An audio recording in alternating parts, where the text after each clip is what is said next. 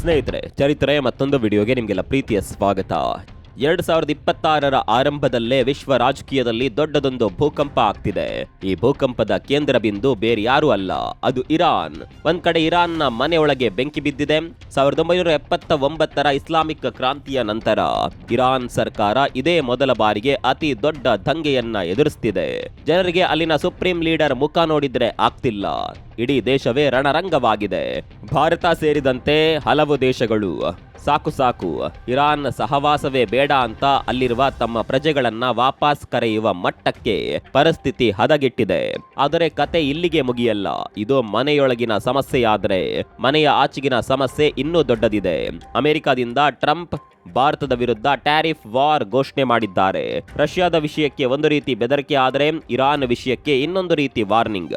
ಈಗ ಅಸಲಿ ವಿಚಾರ ಏನಪ್ಪಾ ಅಂದ್ರೆ, ಇರಾನ್ ನಲ್ಲಿ ಹೊತ್ತಿರುವ ಆಂತರಿಕ ದಂಗೆಯ ಬೆಂಕಿ ಮತ್ತು ಅಮೆರಿಕದ ಈ ಟ್ಯಾರಿಫ್ ಬೆದರಿಕೆ, ಈ ಎರಡರ ಮಧ್ಯೆ ಸ್ಯಾಂಡ್ವಿಚ್ ಆಗಿರೋದು ಭಾರತದ ಮಹತ್ವಾಕಾಂಕ್ಷೆಯ ಚಾಬಹಾರ್ ಬಂದರು. ನಾವಿಲ್ಲಿ ಸುರಿದಿರುವ ಬಂಡವಾಳ ಎಷ್ಟು ಗೊತ್ತಾ? ಬರೋಬ್ಬರಿ $500 ಮಿಲಿಯನ್, ಅಂದ್ರೆ ಸುಮಾರು 4,500 ಕೋಟಿ ರೂಪಾಯಿ. ಒಂದು ವೇಳೆ ಇರಾನ್ ಸರ್ಕಾರ ಬಿದ್ದು ಹೋದ್ರೆ ಅಥವಾ ಟ್ರಂಪ್ ನಮ್ಮ ಮೇಲೆ ಕೆಂಗಣ್ಣು ಬೀರಿದ್ರೆ ನಮ್ಮ ಈ ಸಾವಿರಾರು ಕೋಟಿ ಬಂಡವಾಳ ಅರಬ್ಬಿ ಸಮುದ್ರದಲ್ಲಿ ಮುಳುಗಿ ಹೋಗುತ್ತಾ? ಅಷ್ಟೇ ಅಲ್ಲ, ಪಾಕಿಸ್ತಾನಕ್ಕೆ ಟಕ್ಕರ್ ಕೊಡೋದಕ್ಕೆ ನಾವು ಹೆಣೆದಿದ್ದ ಆ ಮಾಸ್ಟರ್ ಪ್ಲಾನ್ ಕೂಡ ಫ್ಲಾಪ್ ಆಗುತ್ತಾ? ಬನ್ನಿ, ಮಿಡ್ಲ್ ಈಸ್ಟ್ ನಲ್ಲಿ ನಡೀತಾ ಇರುವ ಈ ಹೈ ವೋಲ್ಟೇಜ್ ಡ್ರಾಮಾ ಭಾರತವನ್ನ ಹೇಗೆ ಇಕ್ಕಟ್ಟಿಗೆ ಸಿಲುಕಿಸಿದೆ ಅನ್ನೋದನ್ನ ಕಂಪ್ಲೀಟ್ ಆಗಿ ನೋಡ್ತಾ ಹೋಗೋಣ.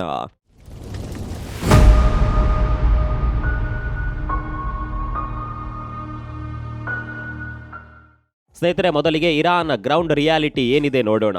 ಸಾಮಾನ್ಯವಾಗಿ ಇರಾನ್ ನಲ್ಲಿ ಗಲಾಟೆ ಅಂದ್ರೆ ನಮಗೆ ನೆನಪಾಗೋದು ಹಿಜಾಬ್ ವಿವಾದ ಅಥವಾ ಧರ್ಮದ ವಿಚಾರ. ಆದ್ರೆ ಈ ಬಾರಿ ಆಗ್ತಿರೋದು ಅದಲ್ಲ. ಇದು ಧರ್ಮದ ಹೋರಾಟ ಅಲ್ಲ, ಇದು ಹೊಟ್ಟೆಯ ಹಸಿವಿನ ಹೋರಾಟ. ಅಲ್ಲಿನ ಎಕಾನಮಿ ಎಷ್ಟರ ಮಟ್ಟಿಗೆ ಕುಸಿದಿದೆ ಅಂದ್ರೆ ಜನರಿಗೆ ಕುಡಿಯೋದಕ್ ನೀರಿಲ್ಲ, ತಿನ್ನೋದಕ್ ಅನ್ನ ಇಲ್ಲ. ಒಂದ್ ಕಡೆ ಭೀಕರ ಬರಗಾಲ ಆದ್ರೆ ಇನ್ನೊಂದು ಕಡೆ ಆಕಾಶ ಮುಟ್ಟಿರುವ ಹಣದುಬ್ಬರ. ಒಂದು ಬ್ರೆಡ್ ಪ್ಯಾಕೆಟ್ ತೆಗೆದುಕೊಳ್ಳಬೇಕು ಅಂದ್ರೂ ಚೀಲದ ತುಂಬಾ ದುಡ್ಡು ತೆಗೆದುಕೊಂಡು ಹೋಗುವ ಪರಿಸ್ಥಿತಿ ಇದೆ. ಹಸಿವು ಅಂದ್ರೆ ಸುಮ್ನೇನಾ? ರೊಚ್ಚಿಗೆದ್ದಿರುವ ಜನ ಈಗ ನೇರವಾಗಿ ಅಲ್ಲಿನ supreme leader Ayatollah Ali Khamenei ವಿರುದ್ಧವೇ ತಿರುಗಿ ಬಿದ್ದಿದ್ದಾರೆ. ಅವರ ಅರಮನೆಗೆ ಮುತ್ತಿಗೆ ಹಾಕೋದಕ್ಕೆ ರೆಡಿ ಆಗಿದ್ದಾರೆ. ಇದಕ್ಕೆ ಪ್ರತಿಯಾಗಿ ಆಡಳಿತ ಏನ್ ಮಾಡ್ತಿದೆ? ಸೇನೆ ಕೈಗೆ ಬಂದೂಕು ಕೊಟ್ಟು ಸ್ವಂತ ಜನರನ್ನೇ ಹತ್ಯೆ ಮಾಡಿಸ್ತಿದೆ. ವರದಿಗಳ ಪ್ರಕಾರ ಇರಾನ್ ಬೀದಿಗಳಲ್ಲಿ ಸಾವಿರಾರು ಜನರ ರಕ್ತ ಹರಿತಿದೆ. ಸುಮಾರು 12,000ಕ್ಕೂ ಹೆಚ್ಚು ಮಂದಿ ಪ್ರಾಣ ಬಿಟ್ಟಿದ್ದಾರೆ ಅನ್ನುವ ಶಾಕಿಂಗ್ ನ್ಯೂಸ್ಗಳು ಬರ್ತಾ ಇದೆ. ಇಲ್ಲಿ ಲಾಜಿಕ್ ಸಿಂಪಲ್. ಹೊಟ್ಟೆಗೆ ಇಟ್ಟಿಲ್ಲದಾಗ ಸೇನೆಯ ಬಂದೂಕು ಕೂಡ ಜಾಸ್ತಿ ದಿನ ಕೆಲಸ ಮಾಡಲ್ಲ. ಇವತ್ತು ಅಲ್ಲಿನ ಸರ್ಕಾರ ಯಾವ ಮಟ್ಟಿಗೆ ವೀಕ್ ಆಗಿದೆ ಅಂದ್ರೆ ನಾಳೆ ಬೆಳಗ್ಗೆ ಏಳೋದ್ರೊಳಗೆ ಸರ್ಕಾರವೇ ಬಿದ್ದು ಹೋಗಬಹುದು, ಅರಾಜಕತೆ ಸೃಷ್ಟಿಯಾಗಬಹುದು. ಹೀಗಾದ್ರೆ ನಾವು ಇರಾನ್ ಸರ್ಕಾರದ ಜೊತೆ ಮಾಡಿಕೊಂಡಿರುವ ಒಪ್ಪಂದಗಳ ಗತಿಯೇನು ಅನ್ನೋದು ಕೂಡ ಮೊದಲ ಭಯ. ಇರಾನ್ ಒಳಗೆ ಇಷ್ಟೆಲ್ಲ ರಾಧಾಂತ ಆಗ್ತಿದ್ರೆ ಇತ್ತ ಹೊರಗಡೆಯಿಂದ ಅಮೆರಿಕದ ಅಧ್ಯಕ್ಷ ಟ್ರಂಪ್ ಭಾರತದ ಮೇಲೆ ಕತ್ತಿ ಮಸಿತಾ ಇದ್ದಾರೆ. ನಿಮ್ಗೆ ಗೊತ್ತಿರಲಿ, ಟ್ರಂಪ್ ಈಗಾಗಲೇ ಒಂದು ಮಸೂದೆಗೆ ಗ್ರೀನ್ ಸಿಗ್ನಲ್ ಕೊಟ್ಟಿದ್ದಾರೆ.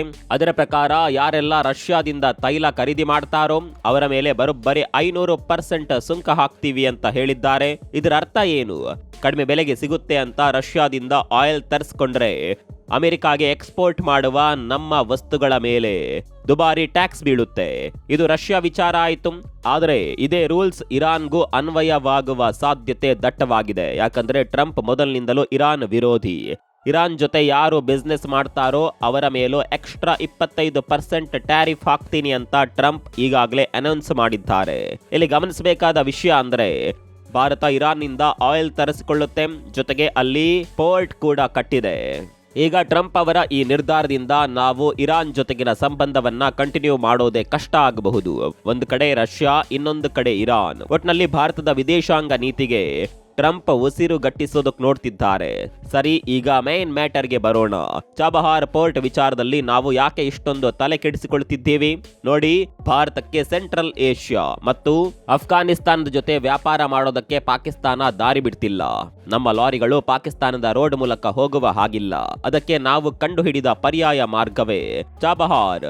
ನಾವು ಸಮುದ್ರ ಮಾರ್ಗವಾಗಿ ಇರಾನ್ನ ಚಾಬಹಾರ್ಗೆ ಹೋಗಿ ಅಲ್ಲಿಂದ ರೈಲ್ವೆ ಅಥವಾ ರೋಡ್ ಮೂಲಕ ಅಫ್ಘಾನಿಸ್ತಾನ ಮತ್ತು ರಷ್ಯಾ ತಲುಪಬಹುದು. ಇದಕ್ಕಾಗಿಯೇ ನಾವು ಅಲ್ಲಿ ಬರೋಬ್ಬರಿ $500 ಮಿಲಿಯನ್ ಹೂಡಿಕೆ ಮಾಡಿರೋದು. 2024ರಲ್ಲೇ ಅಂದ್ರೆ ಮೊನ್ನೆ ಅಷ್ಟೇ ಇಂಡಿಯಾ ಪೋರ್ಟ್ಸ್ ಗ್ಲೋಬಲ್ ಲಿಮಿಟೆಡ್ಸ್ ಅಲ್ಲಿನ ಸರ್ಕಾರದ ಜೊತೆ 10 ವರ್ಷದ ಲಾಂಗ್ ಟರ್ಮ್ ಅಗ್ರಿಮೆಂಟ್ ಕೂಡ ಮಾಡ್ಕೊಂಡಿತ್ತು.